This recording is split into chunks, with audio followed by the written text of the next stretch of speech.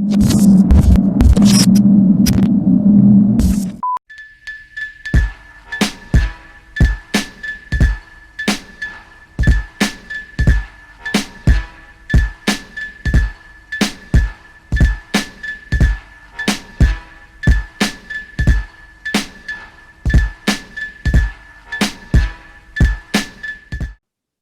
good, everybody? What's up? It's your boy Chuck, and welcome to the OG Sports Show.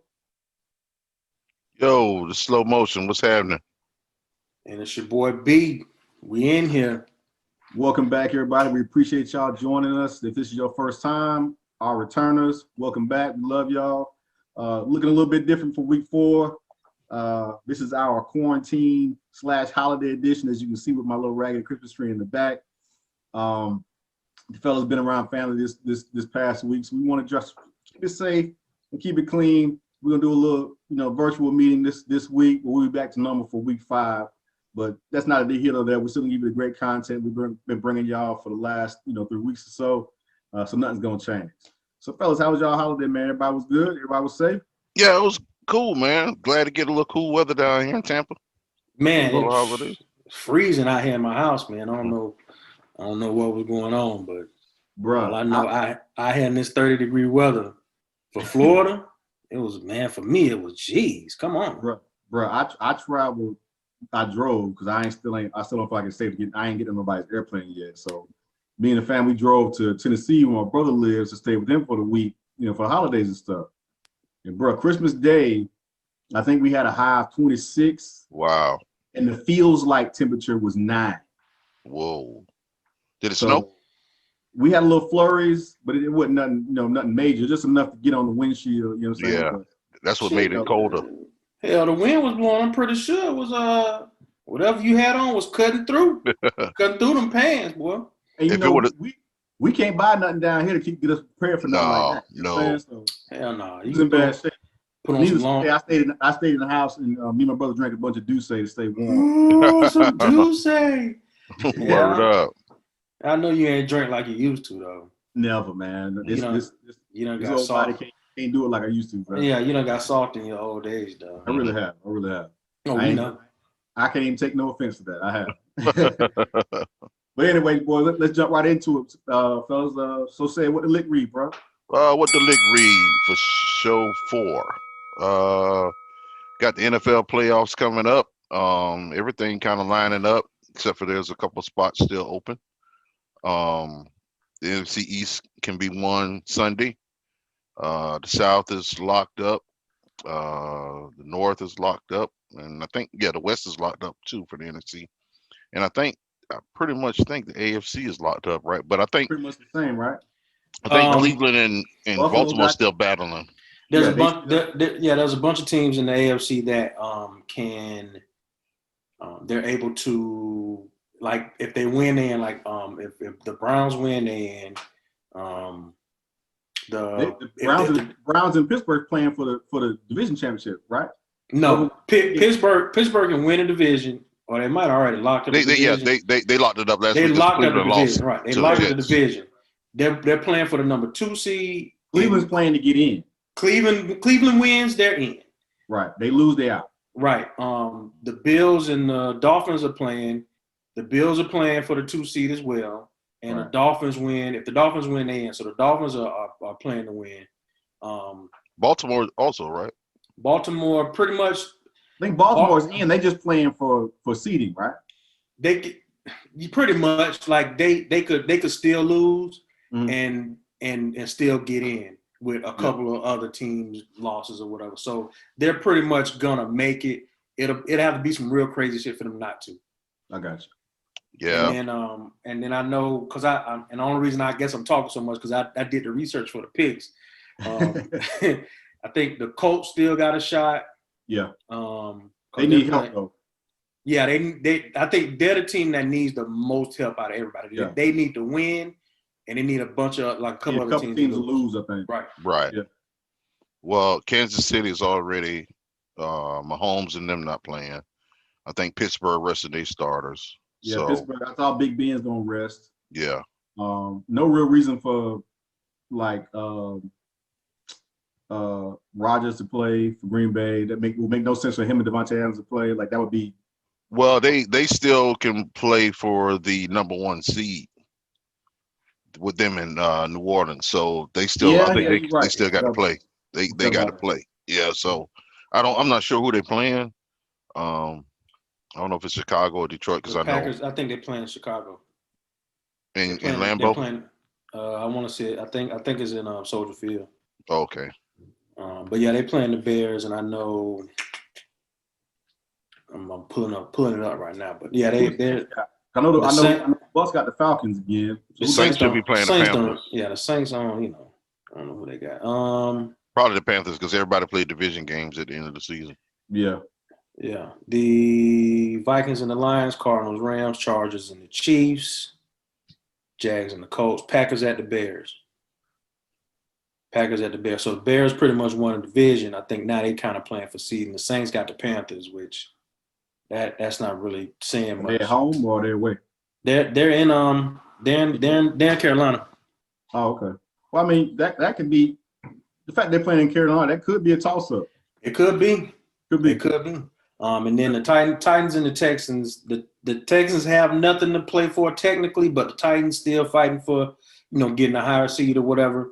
Yeah, because they got embarrassed. Sunday night. So yeah, I just want to get Slow. I want to get your thoughts on your squad, man, because your boys pretty much win and y'all win the division. If y'all lose, the Cowboys and the Eagles somehow still got a chance to win. Well, it's the Cowboys and Giants. Eagles got Giants, eliminated. That's right. Eagles got eliminated. Giants. I don't know why I keep forgetting about the damn Giants. It's crazy, man, because we should have took care of business 2 weeks in a row. We knew Seattle was going to be a hard game to win, but we was in the game all the way to the end. Last week was just pathetic, which goes into our other subject of Mr. Dwayne Haskins. We'll get to that. Yeah, but last week was the chance to do it. This team here, our defense is a top-notch defense. We've been shutting out. Y'all got the shutting out people's every half, second half. We gave up 20 in the first half. You got the defense to win it. Yeah. It's who's going to lead that offense. And Alex Smith, I don't know with that calf injury. Who knows what he can give? We might have to go with the no-name kid practice squad Heineke. I mean, he came in Sunday. He moved the ball. He moved the ball better than Haskins. My nephew told me he came from the XFL. Is that true? Yes. Wow. Yes. Hard times out here for quarterbacks. Boy. Hard times, man. But it revolves on the demise of Dwayne Haskins. Dwayne Haskins came into the league. I was so happy when we drafted him because I thought this kid had the potential to do everything. But then it was just how you notice small things. Like I started following him on Instagram as soon as he got drafted, and it's just a lot of things he was doing was kind of young and immature. But then he's young, I would give it to him. Elaborating that a little bit because I want to touch on Booger McFarland's comments. Yeah. But I haven't really been following the kid like that. I did watch a video. I think GQ does like a YouTube kind of show where they bring on athletes and they talk about what did you do with the first $1 million you got? What did you spend it on? So I watched his, and from watching it, the kid seemed pretty responsible for the most part. It's like his parents kept his head on straight. He wouldn't just blow. He didn't blow the money on stupid stuff. You know what I'm saying? So I wasn't really familiar with everything else that was going on with him. So kind of elaborate on what you kind of noticed. Well, the first thing he bought was a Bentley. Stupid. And he said, "I'm dripping on him." Stupid. So he fortunately got a Jordan deal. Wow. Coming out. So he had a Jordan deal. He had the deal from Washington. He had some bread in his pocket. But I said, I gave him that. Okay. Yeah. Because now, okay, let's go to work. So comes in, the story behind the story is that Jay Gruden, who was the coach at the time, did not want to draft him. Didn't want him. From what I understand, I remember on draft night, Snyder was the only person that wanted him. Right. And the reason why they didn't want to draft him because we had to move up to get him. I got you. So we had to sacrificed a lot of draft picks. Plus, we were in a salary cap situation because Alex Smith just got a big deal and he was hurt. He still got to get paid. Right. So it didn't make sense for him to get so that was already he was already behind the 8 ball. Mm-hmm. So then we started out that season, we was losing, and they threw Dwayne out there the Giants game. He was not prepared. He stunk it up. But then he ended up Gruden get fired the next Monday, and then Haskins becomes the starter for the rest of the season. And he played okay. He played okay. So you think he coming in, Ron Rivera, new coach, new system, comes in, and they said they were going to battle for the Alex Smith ends up coming back, and they said they're going to battle for the position. So they battled. He won in training camp. He won. He was a starting quarterback week 1, and you just didn't see the growth. We all been coaches before. Yeah. You should see the cut-ups because I follow the team. The cut-ups in the films where he just don't even turn his head. He almost got the James syndrome. Wow. He knows who he's throwing to, and the linebacker and the secondary know he's throwing to when he come out. He does not even move his head. Yeah. And so he started out rocky. The Cleveland game was an awful game. He threw 3 bad picks that really lost the game. Uh-huh. But the Monday, he posts his stats that say, I balled. In a loss, after a loss. Yes. So it was a lot of immaturity. Then they go on a road trip. He tried to sneak his friend in to the hotel. He broke the COVID rules. That was the first time. Yeah. Then you the man now. We got to win to get in. You go to a strip, your girlfriend's birthday party at a strip club, which is kind of weird to me, but they do that now. Yeah, the young folks, the girls like to go to the strip club too nowadays, bro. I guess I'm still old fashioned. But he goes there, no mask, and guess what? Everybody got a camera phone now. Yeah. Take a picture of him. It's all over the news. He broke the protocol. Video. Not just picture, video. Video. He broke the protocol. Washington called the commissioner, said, hey, we're going to handle this inside because they were looking at suspending him. So they fined him $40,000, took his captain, and I think he had to pass 3 or 4 tests to become, eligible. Then he goes out and just shits the pot Sunday. I mean, he played awful. But you know what, though? Everything you said that he did would be irrelevant if he was balling. Exactly.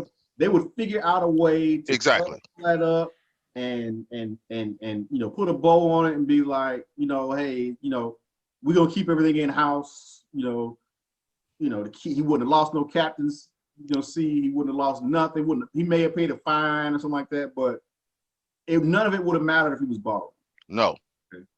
No. This whole fiasco was on Dan Snyder though, because Gruden didn't want him.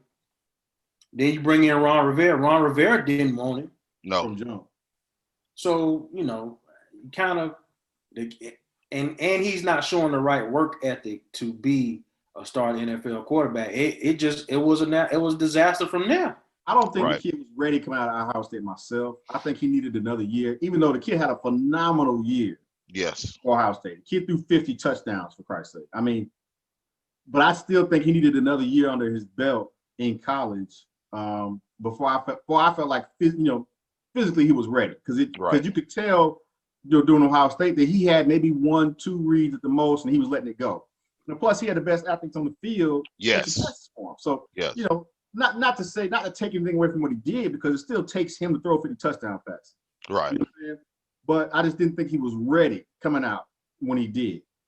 Now, all that aside, let's get into the comment. I want to get y'all's takes on what Booger said, because I know how I feel about it.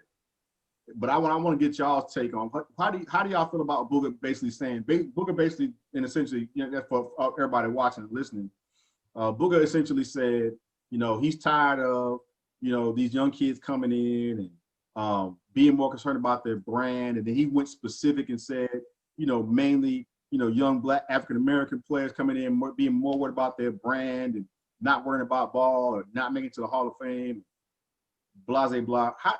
How do y'all feel about the comments he made? For me, the spirit or the meat of what he had to say, I really don't have a problem with it.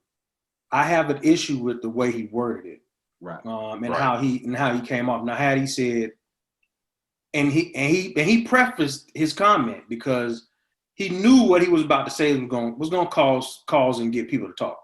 Yeah. So had he came out and said, look, we played in the NFL. I played 10 years. He pointed to Randy Moss. You played this, and pointed to all the other guys and everybody on the show. And had he said, I want you to understand that all young kids these days come in and they're thinking about their brand. Now, had he said, now specifically, which he kind of did, but had he said, I'm concerned with the African-American players that are coming in. Had he, I guess put a little bit more heart into it, or been not specific, but more like, look, this is my concern. I'm concerned about the league, which is 70% black, and how black people are perceived. Right. Yes, Baker Mayfield, Johnny Manziel, all these other people come in. They don't have the scrutiny that this black quarterback has had because of the stigmas in the past. Had he threw some stuff out there like what happens in the past and how black quarterbacks have to be held to a higher standard because of the league and how they think black quarterbacks aren't as good as white quarterbacks or can't do things like white quarterbacks do, then he could have went into his comment about, I would have liked to see him not worry about, or I would like to see these younger players come in and not worry so much about their brand at first, Right. but worry about becoming good team players, learning how to be a good pro, and learning what it takes to be successful at that level. Had he said something like that, I don't think we would have had half the stuff that's going on with social media and people nitpicking and people saying he's a coon and playing for, this is how they get and stuff like this. And yeah, that's like, and I agree with you, B.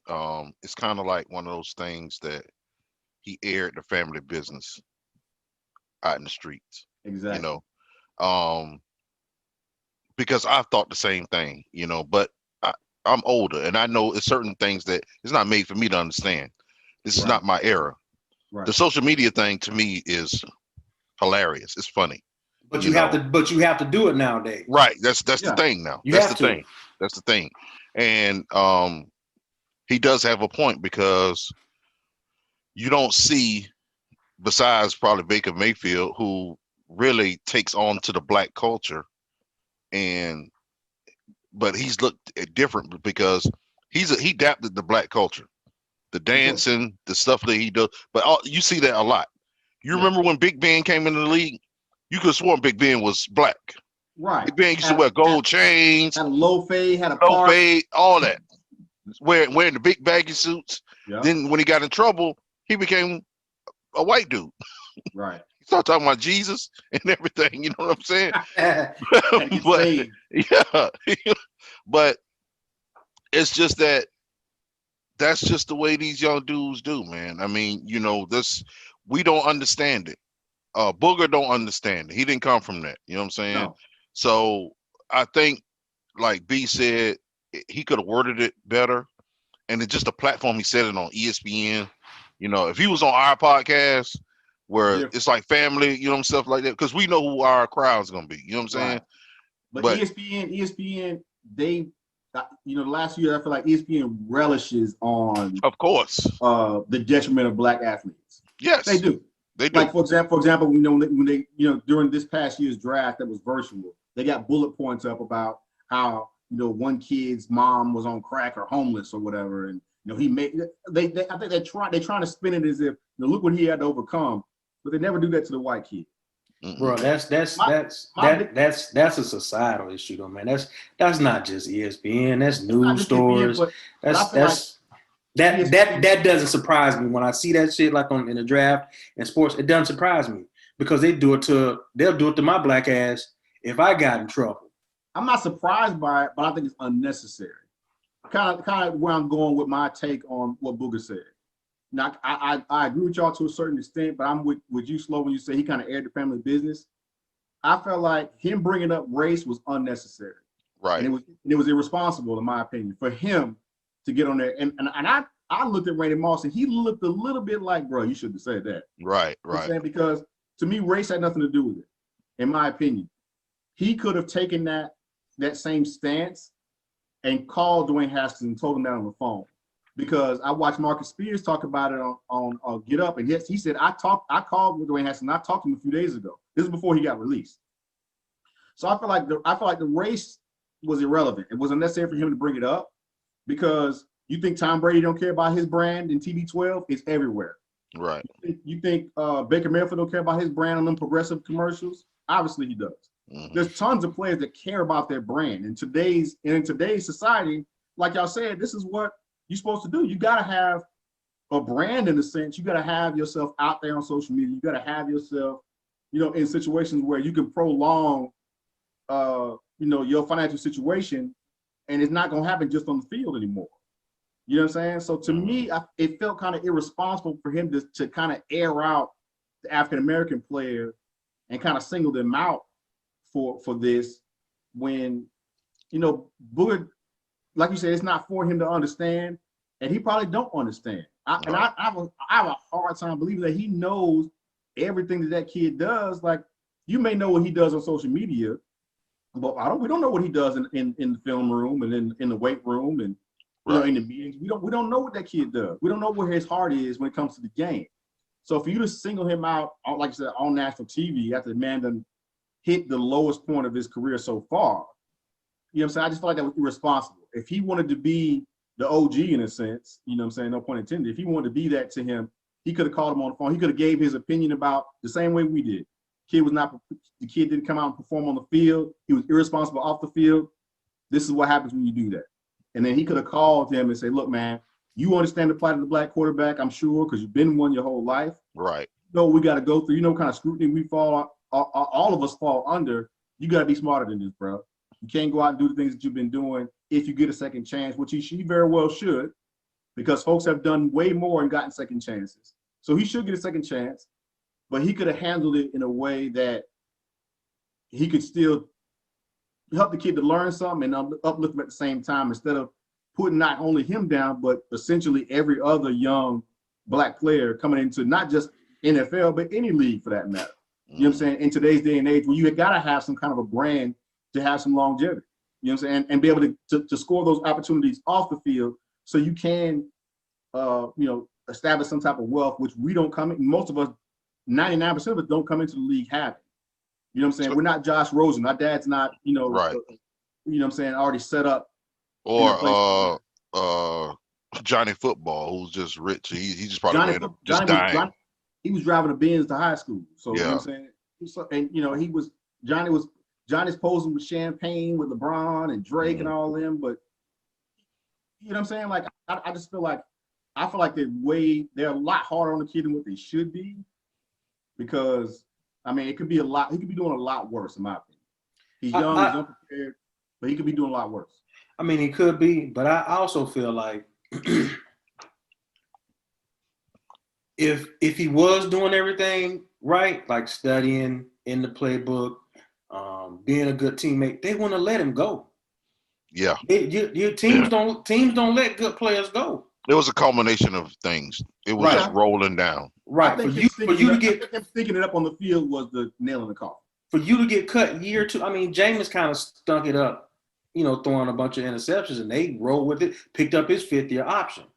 For you to get cut in the middle of your second year, you can't even finish out your 4-year or 5-year contract. Not to get away from what we're talking about, but Booger, I understand you guys' point about him airing the family business out, and I agree with that. And he should have worded it differently. But at the end of the day, we're not talking about none of this if Dwayne is doing what he's supposed to do. At a minimum, doing what he's, the play on the field, cool. They're not going to cut you, but at least you'll still be on the team. Yeah, because it was obvious that they were still kind of holding out hope because he started. Started. Yeah. Started. So I feel like if he would have played well, they would not have cut him if he would played well. No, that was their last ditch effort to try to hold on to him. Let's see if he can play well, and he did. Yeah, and he in this game, he was not prepared. The interceptions he threw was like, dude, what are you looking at, man? The first interception he threw, Antonio Gibson, the back is wide open in the flat. And he's just looking right downfield past him and just threw it in double coverage. Like, how much? Let me ask y'all this: how much responsibility does Washington coaching take on him being prepared to play? Because I say that before y'all answer, I say it because Josh Allen is looking like the next John Elway out there for Buffalo. right. He was trash last year. Trash. He couldn't hit the side of a barn last year. I look at it like they got that kid to where he's arguably MVP. But I think what part of that is Josh changing up and say, yo, I need to take this serious. Or even take it even further. Dwayne is probably out there like Julius from Remember the Titans. You want me to do all this for the team? Yeah. For the team. The first coach didn't want him. It was clear the second coach didn't want him. And you out here like I could understand that mindset. Like you want me to break and bust my ass, and you don't want me. Now some people will have that fuck it, I'm gonna prove you wrong gene in their body, and they're gonna go ahead and be like, you know what, I'm gonna show you. Clearly, he doesn't have that. He kind of have to have that because of what we just talked about before. By him being a black quarterback, if you don't come out and ball, then your chances are slim to none. You know, there's talk that this kid may never play again. And if you look at the status of the NFL, where can he go? Wherever he's going to have to be a backup. Yeah, because he ain't nowhere to be a starter no time soon. No. And he hasn't put up numbers. I guarantee you, Jameis Winston ain't played but 2 games maybe together all this year. But when he get cut, if the Saints don't re-sign him, somebody gonna pick him up. Yeah. Because he's put up numbers and he's shown that he can play at this level. This kid, at best, he's gonna have to accept the backup role. He may have to start off in somebody's practice squad. You know what I'm saying? And that's the sad thing, you know, about being a black quarterback in this league is that, like I said, we got to be 3 times as good coming in. Like we got to come in the door being Joe Montana in a sense. You know what I'm saying? If Russell Wilson wasn't so good when he came in, where do you think his little ass would be? He'd be somewhere playing minor league baseball somewhere because he was what, a 3rd, 4th round pick. Nobody expected what he did anyway. Third. Just like Dak Prescott. Yeah. Right. Exactly. And now they're both franchise quarterbacks. So, you know, it's obvious what we're able to do given the opportunity, but you know, like we all said, you just can't blow it. You know what I'm saying? And I think that kid, I think back to draft night when, you know, he went all the way to 15 when everybody was thinking he should have went to the Giants and should have went a lot earlier. And I'll be honest, I watched him when they made the pick and he was standing there, you know, around his family with the hat on, and he was like doing like this, like, yeah, I'm gonna show them. You know what I'm saying? He was a little bit too cocky for me then. He should have been a little bit more humble. And I hate saying that because they're allowed to get away with that, but we just can't. That's the sad part of society. But, you know, at this point, it is what it is. But I feel like, you know what I'm saying, the kid should have been just a little bit more humble. Like you said, go out buying the Bentley. I get that you got the bread, bro, but come on now, did you need that? Like, I don't know, man. I feel for the kid just because, for one, he is young. You know, they threw a bunch of money at him at once. Whether this kid came from a background where, you know what I'm saying, his parents had his head on straight and, you know, he was ready for it or not, you can't predict, you know, how anybody's going to feel or react when they go from, you know, a couple $100 in their account to a couple million. You know what I'm saying? Exactly. So I feel for the kid. I hope he gets a second chance, and I hope he does right by this second chance because just like kind of Booger kind of threw it out there, which another thing that I just thought about that kind of frustrated me was I think they were talking about it the next morning about it was almost kind of like all the rest of the future quarterbacks, black quarterbacks, kind of hinge on the mistake that he's made. Mm-hmm. Like, let's not, as organizations looking to draft new cats, saying let's not look to this kid and say, well, y'all saw what happened with Dwayne Haskins. Let's not take a chance on this other black kid. You know what I'm saying? But in a lot of cases, it's probably what's going to happen. Yeah, because you remember Jamarcus Russell. Jamarcus Russell, fortunately for him, he came in when the signing bonuses was huge. He walked away with $30 million.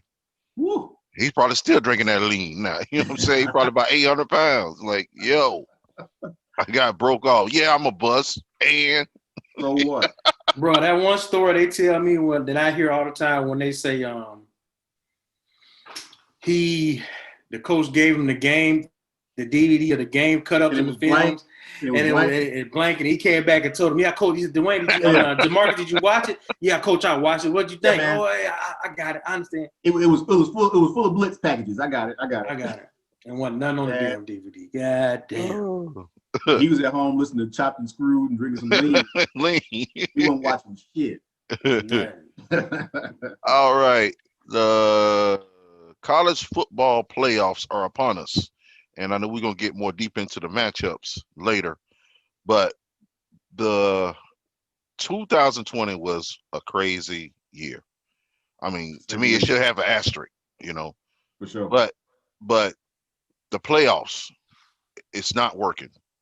No. I think they need to expand to 6 to 8 teams. At least 8. At least yeah. 8. In my opinion. All the Power 5 champions should be in the playoffs. And then you get 3 at large. And then 3 at large, like you said. 3 at large. Whoever is within that, 5 to 10 ranked range that they feel like deserves a shot. Because if you're looking at the American Conference, I mean, I joke on it a lot, but it's really unfair. They don't have a shot in hell to make the playoffs. Ever. They can go 20-0 It won't matter. and beat a team by 100. You're not getting in. Won't matter. Because the SEC is, and then what pissed me off this year was Notre Dame. Now, Notre Dame every year, I don't want to be in no conference. We ain't getting no conference. Here come COVID. Oh, yeah, we're going to get in the conference. Well, yeah, maybe we should.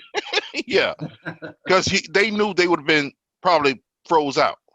Yeah, because they wouldn't have played nobody. Right. They couldn't roll the dice and think, okay, hopefully we'll be able to play USC and hopefully we'll be able to play, some of these other teams that we play every year to make us look good. Right. But if we don't, then what's going to happen to us? So we What's need going to to happen to us? Conference, hopefully beat some of these folks in this Power 5 conference, and then we'll be able to get in. Because all the Power 5 conferences was playing only conference games only. The Exactly. ACC was the only one that played. I think they played conference plus 2, I think. But so they get in. I know we don't like Jimbo, but Jimbo's got a good point. I think Texas A&M should be in. Here's my thing about. I think they should be. I think they should be in over Ohio State. Exactly. Who changed the rules for them to get in? I agree to a certain degree. I think that every year the SEC is overhyped. Yes. I think this is again one of those years. Texas A&M did run off some good wins. They beat Florida. They lost to Alabama. But to me, the other SEC wins they were bombs. Like what I'm saying? Like Tennessee's not any good, not good this year. No. Auburn's not good this year. LSU's not good this year. You know what I'm saying? So I feel like most of the times it's Alabama and everybody else. Florida creeped up into the conversation this year. Texas A&M was in that conversation this year. But outside of them beating Florida, who they really beat that we can really hang our hats on? You know what I'm saying? But that goes the same for Ohio State in their 5 games. Because the Big Ten was trash.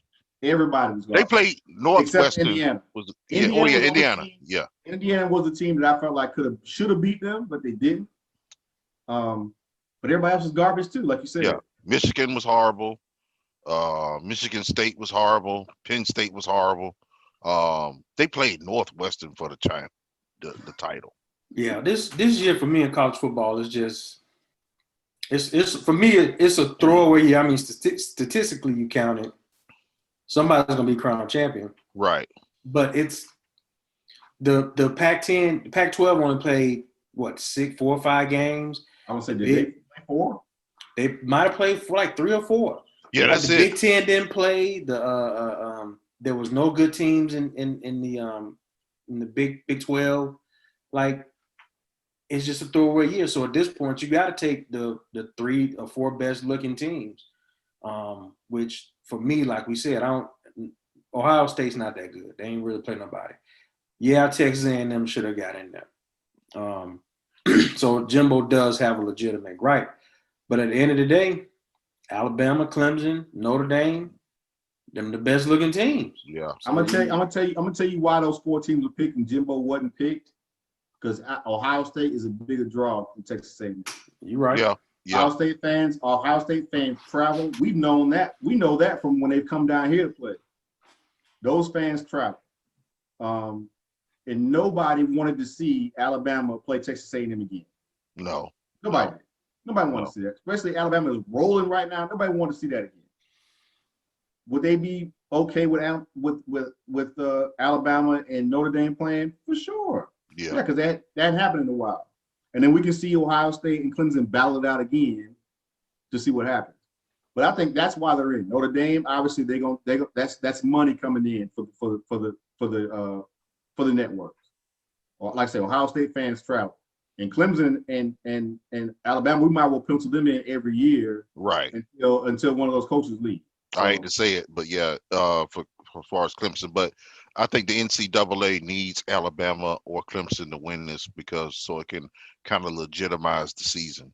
Because Alabama did play a full schedule, they dominated. Clemson played a full schedule, they dominated. They need because if Ohio State wins it, then everybody's gonna have a problem. if Ohio State wins the chip, It's gonna be a problem. Explode. It's gonna be a problem. But I mean, but really, should they explode? I mean, so they beat No, because they earned it. They beat Clemson, Right. and they beat Alabama, or they beat Notre Dame. Man, what you think Dabo's response gonna be? Even if they lose to him, what you think Dabo gonna do? He gonna cry. Sit his ass down somewhere and get ready for next year. He gonna cry. He crawl. Won't. He gonna cry foul. They shouldn't have been here in the first place. He gonna have so many excuses. Dabo cries more than anybody. Yeah. I hate to get on my horse about Dabo right now, but I have to. I don't hate Clemson at all. I just hate him. You know what I'm saying? I can't stand that dude because it's almost like Florida with Spurrier. Yeah. Yeah, like but the difference is Spurrier kept it real. You know what I'm saying? Spurrier gonna tell you exactly what's going on, exactly how he feels. He ain't gonna pull no punches. Right. You know what I'm saying? I feel like Dabo puts on a show in front of these folks and on these microphones. You know what I'm saying? Like he's a Bible thumper from Alabama. Mm-hmm. But Dabo is a snake at the same time. You know what I'm saying? The same dude that makes $9 million a year said that if the kids get paid, then he'll have to find something else to do. Yeah. So they'll be too entitled. Bro, you make $9 million a year. Do you need that from that school? You could have said, you know what? I don't need to be the highest paid coach in college football. Why don't y'all help these kids a little bit more, or add on to this, or help this, or help the basketball program, help the baseball program. You know what I'm saying?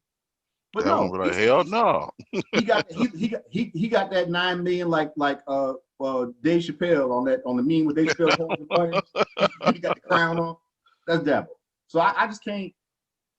As much as I feel like, and I agree with y'all, Ohio State shouldn't be there. I want them to beat him so bad I can taste it. Yes. Do you think?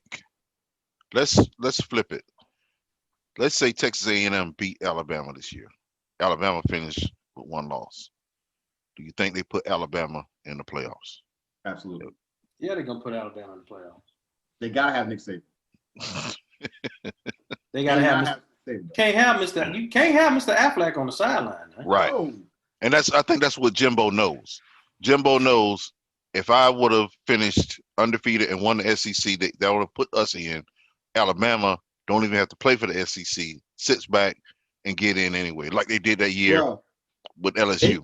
They could have beat Alabama and lost to Florida and still got it. Exactly. If they'd have beat Alabama and lost to Florida, they would have got in. If it played out the rest of the way the same way, say Alabama goes to the SEC championship, plays Florida, beats Florida. If they would have beat Alabama, they would be in my opinion. Yeah. The fact that they lost to them and it was too early in the season for them to kind of recover from the loss, even though they came back and beat, they beat Florida. I just think that they was like, you know what, like B said, we got to have these Aflac commercials playing, during these games. So we got to have Saban on the field. Mm-hmm. Well, that does it for What the Lick, Reed. All right. You know what time it is. It's time for What You Own. It's our classic album section. segment of the show. And this week, Chuck, you're gonna start us off. What you on? What you listening to, brother? I'm going back to some of my after graduation, 1994, I believe it was. 94. Yeah, man. When we got introduced to that Ready to Die, Wee. that Biggie, well, that kind of, I was already in, you know, saying trying to figure out, you know, make my way and try to figure out, you know, and listen to these cats specifically to kind of figure out what they were talking about and kind of figuring out wordplay and all that good stuff. But before I was just a listener, you know what I'm saying? I didn't really care about all that. But man, when Biggie came out with that Ready to Die and some of the stuff that he threw together, man, that cat, like it's hard for folks to walk in and already be legendary after one album. And even me, one of my other controversial takes is Biggie really, can we really consider Biggie top 5? You know, he only had 2 albums, but that Ready to Die stand alone, man, by itself, dog. Just think about everything that this the story he told, from Things Done Changed to Give Me the Loot to Juicy to Everyday Struggle. Like everyday struggle is my shit. Man, Yeah. it's like you really understood, you know what I'm saying, after listening and knowing his story, you know what I'm saying, about how he kind of came up and, you know, made his bread when his baby was on the way. And, you know, Biggie, you know, Puffy talking him out of being on the street to kind of, you know, go full steam ahead on the rap. Like, he really laid all of that out from top to bottom, from track 1 all the way to the end in the album, dog. So, And he had one of the best remixes of all times. Juicy? No,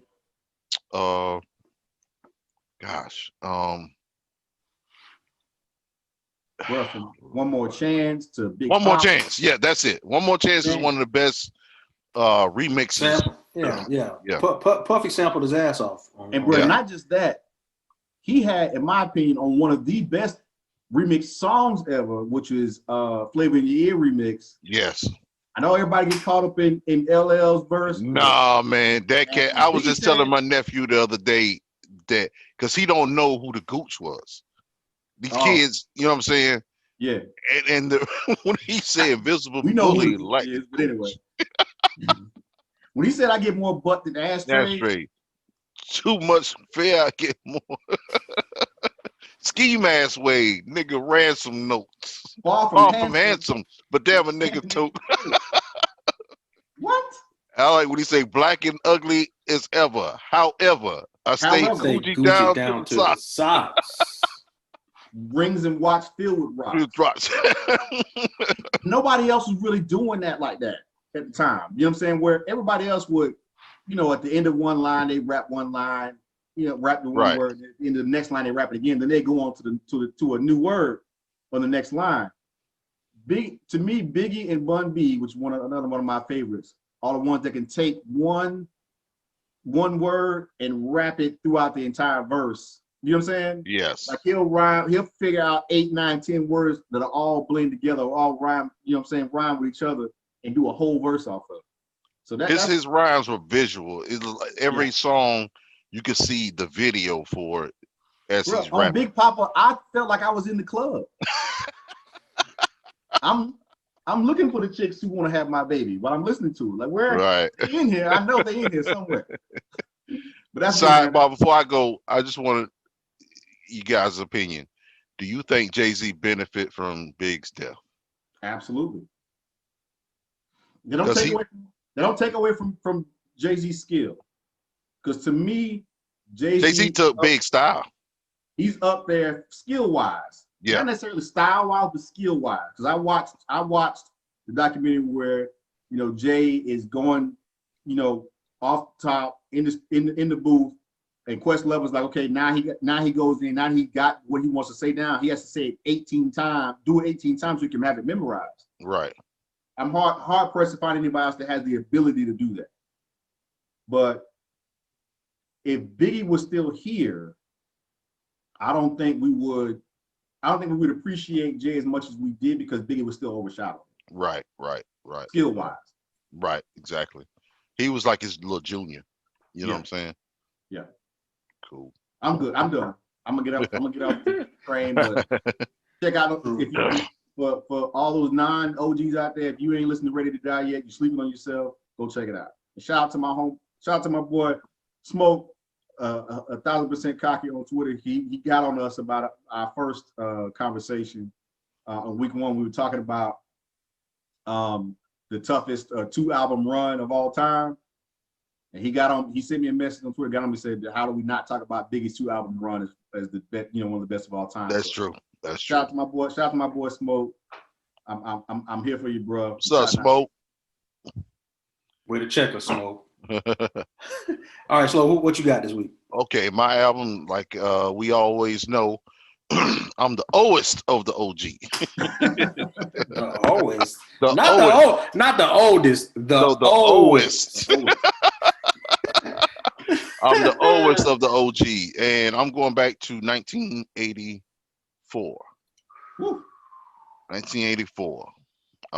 Man. These dudes was from Hollis, Queens. They had came out with the first album, Run DMC, which was dope. They come back with the King of Rock album. And this album, a lot of artists today owe them homage for this album because it put rap. The next album, Raising Hell, really put it out on the mainstream, but this opened the doors when they started making videos. King of Rock was hard before we knew what hard was. Hard was, yes. It had the guitar riffs, the lyrics, everything, man. Run DMC was beginning to take over the world. Like I said, the next album, Raising Hell, really put them over top, which was a great album too, but King of Rock is classic, I'm the king of rock. There is none higher. Sucker MC call me sire. To burn my kingdom. You must use fire. What I love most about Run DMC is how they played off each other. Yes. Like, nobody else was doing that. I don't think anybody's really done it since. They may have done it, on a song here or there, but for them to be able to play off each other for for multiple songs throughout albums, like that was at the time obviously was unprecedented. But even to this day, I haven't really seen anybody else that could do it. No, I mean, and they're a group that stand the test of time. They were the first group to sell out stadiums. Yeah. They had they were asked to go on tours with white artists.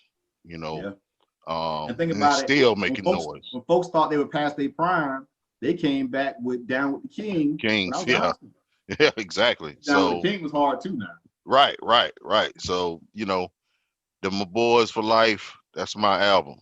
Yeah, they definitely rap pioneers and what kind of they're not the founders. They're not the people who kind of laid the groundwork. They're one of the first, in my opinion, one of the first, I guess you could say, superstars on rap. Superstars, right? Yeah, right. Because I'm pretty sure they'll throw back and say, well, no, they were doing it this way, and we saw this is who we were influenced by. But they were the first superstars of rap.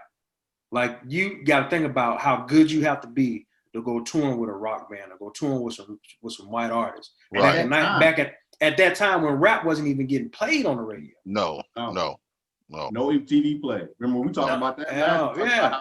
Michael Jackson was the first black person we saw on MTV. Exactly. And Run DMC was next because they got on Aerosmith. That was it. Yeah. So yeah, definitely rap pioneers, rap icons, of course. Run DMC. Yeah. Legendary. So for me, y'all went rap, New York. I'm going R&B. And my album is one album that you can put on and play from start to beginning. This takes me back to 1996. Ooh-wee. I'm at USF in this college dorm. Have a little lady friend come on through, my roommate on out. On the twin bed? On the twin bunk bed. Lights down low. Lights, bruh. The only light on is the one light over one of the dressers. Everything else is off. We gonna set this mood. Set the mood. Slow damn tapes. The mood is gonna be set. Never mind the RAs down the hall. We don't care about that. Whatever. My roommate, he had a little friend over in the other dorm, so he go ahead and go over there and hang out.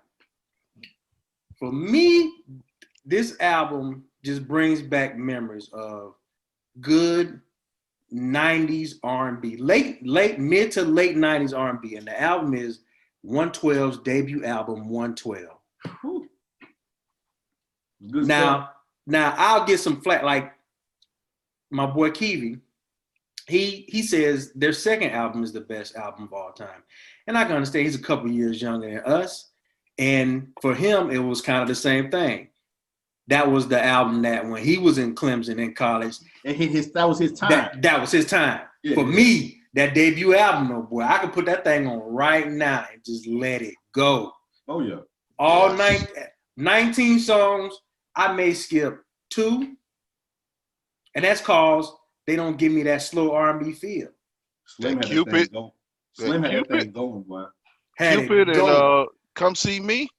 Man, Pleasure and Pain was mine. That was, and the interludes. When you got good interludes on the album, that should be full length songs. Right. These young folks don't know about interludes. They don't know nothing about that, man. They don't know about that at all.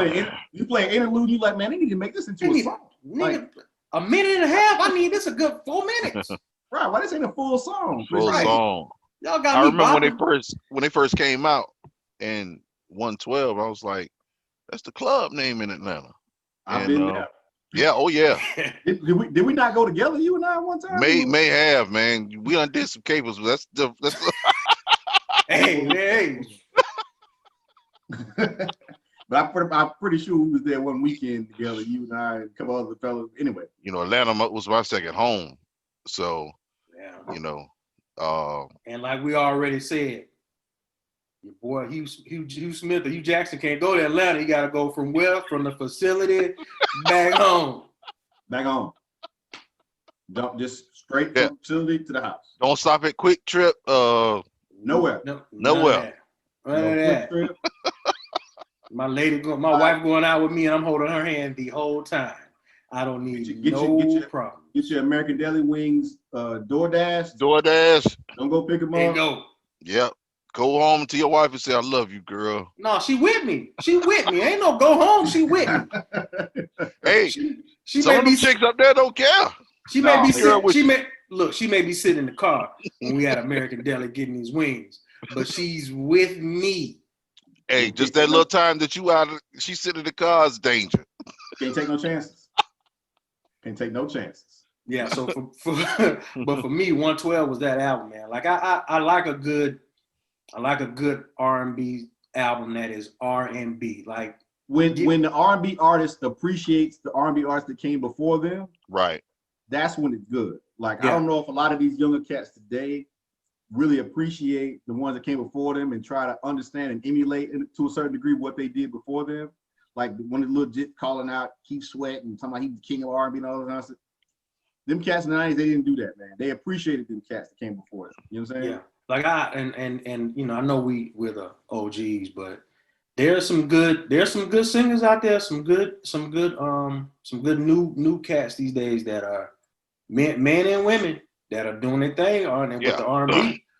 Like I dig it and I'm into it, so But it's not really like. I agree with you. I like some new artists. I like Janae Aiko. I like they'll say she can't sing. She just whisper all the time.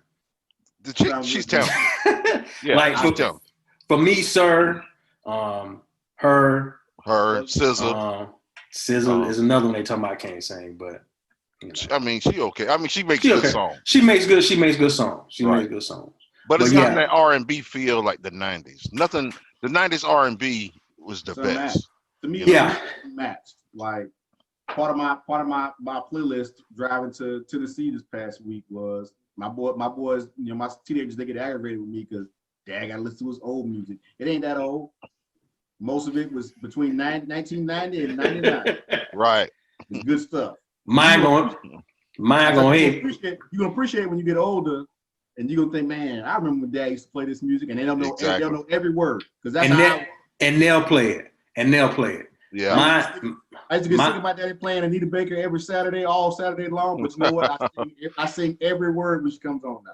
Exactly. Bro, mine is 90s R&B is great, but I'm a 70s R&B kind of guy. 70s R&B is dope too. 70s, 80s was 70s, dope. 70s, 80s And also very good. 80s is okay. For me, it's 70s, 90s, then 80s. Right. Yeah. 70s was dope. Now 70 had that soul. Woo. 70s make you get some Hennessy. Bro, And sit down and think about it. I will put on the OJ station and just let that thing go. Oh man. But yeah. If we somewhere, me and my lady somewhere, we could be at Walmart. If Forever Mine comes on, we slow dance. What? We slow dancing if Forever Mine comes on. That guitar come on. We're gonna have to dance. I don't care if we're at Walmart. Exactly. We're gonna have to get it in because that's just it don't get no better than that. No. I got what you want. You got what I want. The young dudes, man, this stuff, man, like I said, it's not for me. But it's just gives me a headache, It's like You gotta be able to. You gotta be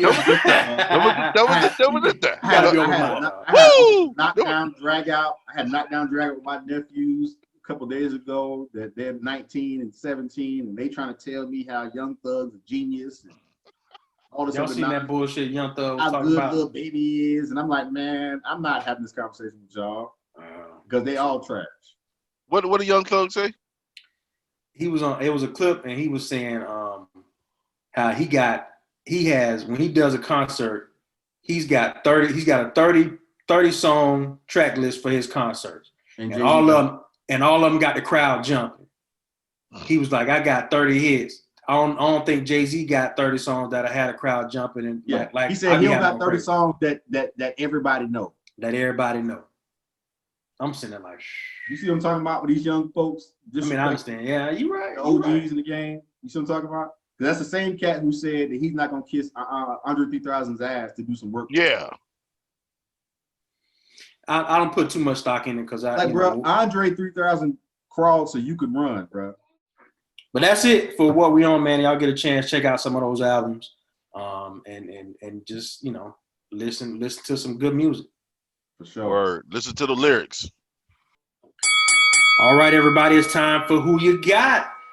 This time we're gonna pick an extra game each with the college due to the playoffs and the bowl games going on, and also we're gonna pick an extra NFL matchup for Week 17 because there are a lot of games with playoff implications. So we'll start with the games that's coming up first, which is the bowl games and also the college football playoffs, which start this Friday. So the first game we're going to talk about is one of the more storied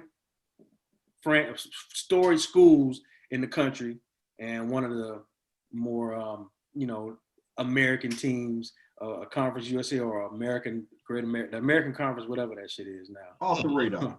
Somebody off the radar. Somebody off the radar. But every couple of years, I've been kind of saying this pretty much every show, like they have a good run. So the first game we're going to go with is Georgia, number 9, versus Cincinnati, who is ranked number 8 and undefeated. That game is Friday at 12 o'clock. Who y'all got? Chuck, who you got? The obviously the college football aficionado in me says there's no way Georgia's going to lose to Cincinnati. But to me, Georgia's been skating by everybody this year. Like, I don't know what it is about Georgia. They get the same, whatever recruits that Clemson and Alabama don't get, they get. So why they don't, perform, I have no idea. So I'm going to pick Cincinnati to beat them. I think it'll be an awesome story if they beat them. I think if they beat them, that will hopefully force the NCAA to give some recognition to some of these off the radar schools, like I just said, and maybe they'll expand to 8. I'm picking in Cincinnati. So I got Cincinnati too, and even though I haven't really seen them this year, I think this is their national championship game. They're playing against an SEC school. A lot of times Georgia comes in, figure they could just beat Georgia and win the game. I'm with you, Chuck. They have a question at quarterback. That one kid, all their quarterbacks is pretty suspect. I think Cincinnati come in, want to win the game more, and they'll beat Georgia. I'm going to go ahead and make it a clean sweep with Cincinnati because I kind of been on them all year. But like we've seen in the previous years, those teams from the non-power 5 schools who have a good season, who got something to prove, UCF and some of these other schools, Memphis and all these other schools that go undefeated or have one loss and feel like they can beat and play with anybody in the nation. I think this is Cincy's year, so I'm going to go with Cincy over Georgia. All right, the second game that we're going to go to is the Texas A&M number 5 versus number 13 UNC, and that game is actually Saturday at 8 p.m. Chuck, who you got? I think next to Alabama, in my opinion, North Carolina might be the most balanced team in college football. Thanks to Miami, everybody kind of, recognized that the fact that they can run the ball, at will against the Hurricanes. They're not going to run for 500 yards against Texas A&M, but I like for them to be a little bit more balanced. I don't have all the confidence in the world in mind for A&M. He's played a lot better this year. But I think Texas A&M may be due to lay another egg. So I'm going to pick the upset. I'm going to pick Carolina to beat Texas A&M. Hey, Chuck, keep in mind, they got 3 of the running backs opted out of UNC. The top boy's not coming. I changed and my I mind. think the receiver. Texas A&M going to win in a blowout. If they can't run the ball, if Carolina can't run the ball, your boy, what's his name, Sam Howell, yeah, he'll be a sitting duck. If Carolina can't run the ball, he's a sitting duck. Texas A&M in a blowout. I don't know. I guess we'll see if it was the running backs or was it the O-line that's causing these gashing holes because they're gonna have to go with young kids at running back. I think Jimbo's got a chip on the shoulder. Jimbo got some quality running backs himself. I like Spiller and the other kid, number 6. I do agree with you. Mond is just who he is. He's an athletic guy. He's not the guy that says take us down the field and win the game. He's a good game manager. But I'm gonna give it to Jimbo. I'm gonna tip my hat to Jimbo, Texas A&M. I'm gonna go with Texas A&M too because we've seen this before. Jimbo has those couple of years where he has to, set his plan, get his players in there, lay his foundation. And I'm gonna go with Texas A&M to win big. I think, like you said, this is gonna be a statement game for them. This is gonna catapult them to take that next step, which is what Texas A&M brought Jimbo in there for anyway, and what they're hoping he'll do. It's time. It might be that time with LSU having to bounce back, and Georgia, and Alabama losing a pretty good amount of players next year, but they always reload. So this is a time for Jimbo to make his statement and to go ahead and start his run. So I'm going with Texas A&M. What they're paying him, he got to show and prove, bro. He has to. He has to. If he can't beat North Carolina, then he looks like an idiot for the argument he had last week. Right, because they kind of been off it. They ain't been on his ass since he's been winning. Had he been 7, 8, 9 wins, they would have been on his ass like they usually. Yeah. But because he's winning, they often, Texas A&M feel like they're ready to take that next step. So I'm gonna go ahead and take the Aggies and take Jimbo to beat North Carolina. Third game, which is the first playoff matchup. Number 4 Notre Dame versus number 1 Alabama. That's Friday at 4 p.m. Chuck, who you got? I'll make this short and sweet. It's going to take an act of God for Notre Dame to beat Alabama. I don't think they stand a chance. And Alabama in the blowout. Alabama in the blowout. Slow? Bama's going to roll, but I think it might be a little closer because Bama defense I looked at them sideways in the SEC championship game. They gave up a lot on Florida. Now, not that Notre Dame has this explosive offense, but we all know that Bama's going to probably score points with their offense. But Notre Dame does have a stout defense. I think Bama wins, but it's going to be a little close. I don't know what the spread is, but I think it's going to be close.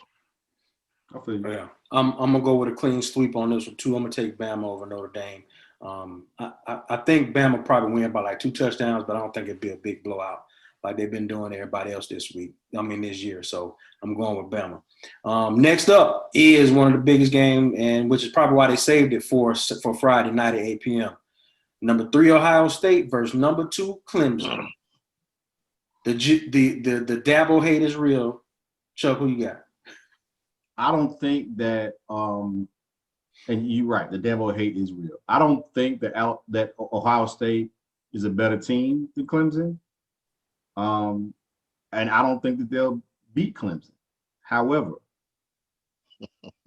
I despise Dabo so much that I'm willing to bet against him and take the chance of not being the pick'em king. The hatred is real. Because I don't give a shit, and I'm not picking Dabo to win nothing. So, because he don't want the kids to get paid. So I'm picking Ohio State to win, and I'm gonna be on the edge of my couch praying that they do Friday night. True. Slow, who you got in this one? I totally am with you on the hatred for Dabo. Unfortunately, they're gonna beat the shit out of Ohio State.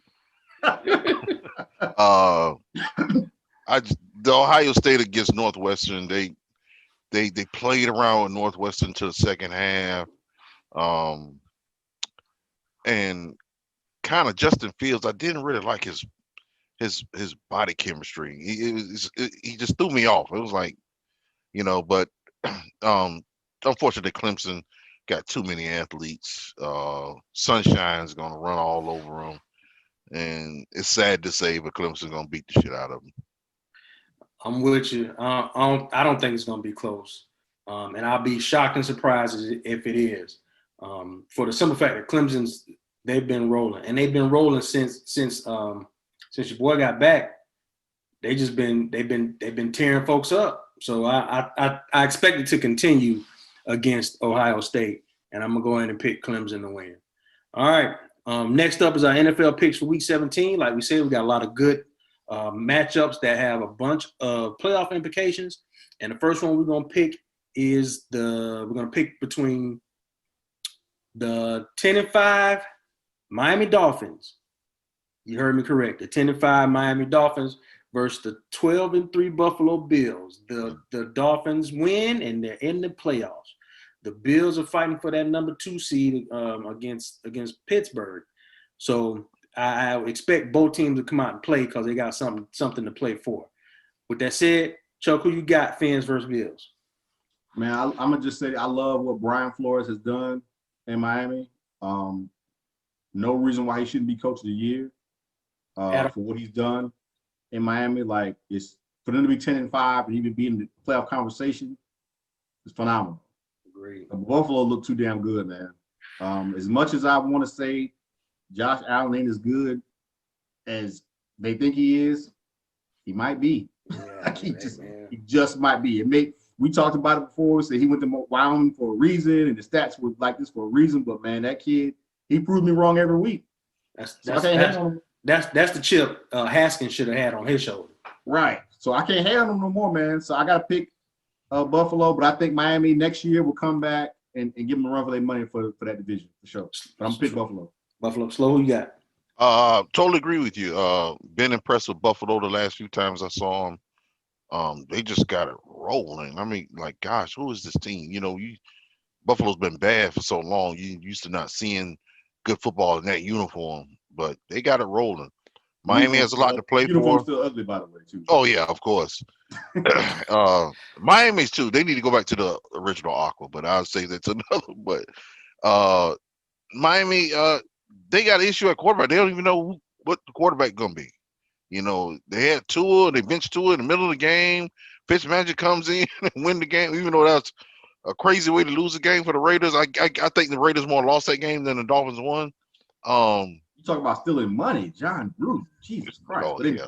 10 million. Yeah, Al Davis still rolling in his grave. I'm gonna give it to Buffalo because Buffalo probably wants that 2 seed, and just a question mark at the quarterback situation. I don't think they can flip flop these quarterbacks. I'm gonna give it to Buffalo. Yeah, I think I'm gonna make a clean sweep of Buffalo. Like you said, Slow, they are rolling. Stephon Diggs is balling. Josh Allen is balling, man, running the ball. The defense playing good. The Fins, they're a very good year. Like you said, Chuck, Brian Flores should definitely get Coach of the Year. And the way they're set up with the draft picks and cap space and all this other, the Dolphins are on the right track to become a consistent team. But then again, they got to face the Bills twice a year going forward. I'm gonna go ahead and go with the Bills on this one too as well. So we'll make that a clean sweep too. Real quick. When we saw the Stephon Diggs trade, I thought that was the end of his career. I said, I thought they were sending I said, that's the dumb to die. I thought the same thing. He's even better. That cat that went to Buffalo and turned into the old AB. I can't believe it. It don't matter where you put him, where he line up, what route you want him to run, he gonna run it, catch it, and go.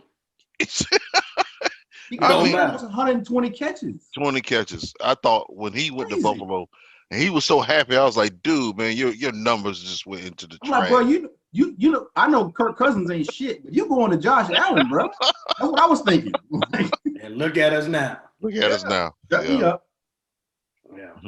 All right. Well, the next game we're gonna pick between is probably near and dear to slow motion's heart here. We got the 6-9 Washington football team versus the 4-10-1 Eagles. And the only reason I picked this one is because Washington, with a win, will win the putrid NFC East this year with a 7-9 record. The Eagles kind of mired a quarterback controversy between Wentz and Jalen Hurts. They bench Wentz. Hurts getting the start this week. I guess they're trying to see what they got, and everybody's talking about Ben should be traded. Wentz should be traded or whatever. So with that said, I think Hurts has something to prove. But the football team trying to win the division. Chuck, what you got? Man, I ain't gonna lie to you, man. I don't know who the hell gonna win this game. Like the team that ain't got no name, they also ain't got no quarterback. The other team ain't got no identity. Like, I don't know who to pick. So I'm just gonna pick the Washington football team just because being slow or cool. That's all I can. That's all I got, man. That's my boy. I ain't got enough. Appreciate it. We root for them for you. Win. I appreciate it. We need it. You know who I got, but it's gonna be one of them games, man, where I could be sick to my stomach Sunday night. Ooh, I didn't even think about that. You're gonna be either hurting or happy. Yeah, I mean, just to see what we did the last couple of weeks when we should have just wrapped it up. I feel bad that you got to watch it because I ain't going to. Yeah, I got to watch it. I'm in 4 quarters. You know what I'm saying? Hopefully. So if the Cowboys and the Giants lose, y'all win. If all three of y'all lose, y'all still win the division. No, well, Giants and Cowboys play together. They play each other. Okay. Yeah. All right. So if the Cowboys win, we lose. Cowboys go. Got it. If the Giants win and we lose, Giants go because they beat us twice. Right. We beat the Cowboys twice. So, it's really win and we in. winning in. We would have won last week. We'd have been in. So we got to go to Philly. Philly ain't gonna do us no favor At all. You know. So I guess it depends on who Philly hates worse. If Philly wants the Cowboys to go, you know, they don't play us hard. If they don't want us to go, you know, if they don't want the Cowboys to go, then they'll lay down for us. Man, that's one thing I say about the NFC East, man. Them rivalries are real. That's another reason why I want the football team to win, which sounds just stupid just to say, because I hate Jerry Jones almost as much as I hate Dabo. So I don't want the Cowboys to win. All right, so we going with Washington. I'm cause you my boy, but I have a little bit more. I have a little bit more faith in them. I think because they have a division title on the line, I think they'll show up and play and get the win against the Eagles. So I'm gonna go with Washington. We're gonna go with a clean sweep. We're gonna pray for you a happy Sunday. Pray for me a defensive touchdown. We gotta have a defensive touchdown. Probably gonna need a couple of them, bro. Yeah, we are. All right, the third game we're gonna pick between is the 8-7 Cardinals and the 9-6 LA Rams. And the reason why this one is whoever wins, they're in. Both teams.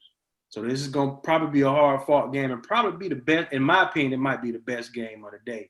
Probably so. Probably not because golf is not playing. Golf is not playing. And Cooper Kupp's not playing. Well, that make my pick easy. I don't even know who their backup is. I don't. I watched both of those teams play last week, and they both looked lackluster. And it's puzzling because we talked about the Rams earlier in the year. Are they good? You know, or are they just beating up bad teams? And they look like they were just beating up bad teams. I thought Arizona was on the rise, but then they looked like trash this past week. So I don't know, man. It's tough because I want to pick Arizona because they got DeAndre Hopkins, but the Rams still got Jalen Ramsey. And the Rams still got that man in the middle. Exactly. He gonna be chasing that little badass kid all game long. Teams are starting to stifle him, though. If you notice, yeah, he's doing all that running around, but he ain't creating the magic he was in the beginning of the season. I'm gonna go with Arizona just because they have the familiarity of their starting quarterback, and the Rams don't. They got a backup coming in, which I can't even name, and that's sad. I need to be up on my shit a little bit more. I don't know who their backup is. I don't even know who their backup is. And they were on Hard Knocks not long ago, and did they even show the backup quarterback? No. Probably not. So I'm gonna go with Arizona just because they got K1, and I'm hoping that he'll be able to find DeAndre Hopkins enough to score enough points to win and kind of stay out of Aaron Donald's way. True that. Slow, who you got? Arizona, because of the Jared Goff not playing, but even if he was playing, because he's kind of been shitty the last few weeks. But I'm gonna go with Arizona. Okay, I'm gonna go a little different because I need to kind of stay away from y'all if I want my Pick'em King crown. So I'm gonna go with the Rams in this one. We don't know who their backup are, but they have the better defense. They have the better running game. And that can kind of neutralize a lot of stuff when it comes to trying to win in the end. So I'm gonna go ahead and go with the Rams on this one. The fourth and final game of our pick'em, and who you got? We got the 12-3 Steelers versus the 10-5 Browns. The Steelers playing for the second seed, and the Browns playing to make the playoffs. If the Browns win, they're in. Baker Mayfield probably gonna do some dances, gonna shut a lot of people up. He gonna do the Dougie if they win. He gonna do the Dougie if they win. That's all he got in his repertoire, I think. Dougie, he the only one still doing it. Get 10 more progressive commercials. He got the whip. He got the whip and his Allstate. Right. Oh yeah, Allstate. Yeah. So Chuck, who you got? I jump in there, man. I don't know, man, because the first half this past week, Ben Roethlisberger was looking like Herman Munster out there, just staring his receivers down and throwing to one dude. He's not playing. He ain't even playing. Mm-mm. They showed up in the second half. I feel like that with him not playing, I think that the Steelers are just like, we don't really care about this game. We don't really care about Cleveland either. If they get in, they just gonna blow it in the first round anyway. So I'm gonna pick Cleveland to win just because I don't think the Steelers care. Slow. I guess the Cleveland receiving unit is coming back. I know they was all on the COVID list last week. I guess they'll be back. Cleveland got much more to play for. I think Pittsburgh is mailing it in. They want to just stay healthy. So they're going to do their division brothers justice and lay down for them. So I'm going to go with Cleveland. This is one of the ones where I go back and forth. I want to root for Mike Tomlin. I need the brother to win. You can root for him in the playoffs next week. You're right. You're right. You're right. I'm gonna go with Cleveland. Give these Cleveland fans, these Brown fans, something to cheer about. Baker Mayfield gonna show up, and they're gonna play good ball, and they're gonna get the win. So I'm going with Cleveland. All right, that'll do it for who you got. Tune in next week when we crown our Pick'em King. In the next episode, it's probably gonna be me again. And if it is me, I'm gonna clown. But anyway, that's it. All right, y'all. You know what time it is. We close out the show every week with Who's That Lady? So here we go. This week, we're going back to basketball. And our lady we're going to shout out this week is the incomparable Cheryl Miller. Cheryl Miller is a gold medalist, and she was a star at USC. She's one of the most well-known collegiate athletes of all time. Unfortunately, Cheryl came along, and she was a star before the WNBA was created, so she was only able to play professionally for the U.S. basketball team, but she went on to win. She led that team in winning gold in the '84 Olympics. Cheryl was the first basketball player at USC to ever have their jersey retired. And she also led them to 2 NCAA titles, and she won a tournament MVP in both of those seasons. To this day, Cheryl still holds USC records for points, rebounds, games played, steals, field goals, and free throws made. How many people can say that, fellas? Not many.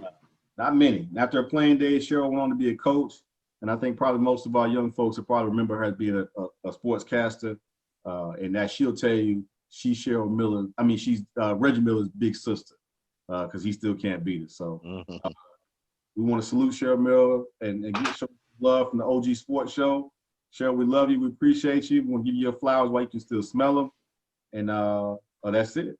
Much love. All right, fellas. So that wraps up what we This is week 4. Wraps us up Week four. Appreciate everybody joining Four us in. on our quarantine holiday edition. Hopefully in week 5 we'll be back to normal. The fella will be back in the studio in lovely SVM with our boys, and we'll get back with you at that time. But until then, everybody stay safe. Have a happy new year. And we'll be back to recap the picks that we made this week real soon. Kane. Word up. Appreciate Go y'all. Be Washington. safe. Take it easy, y'all.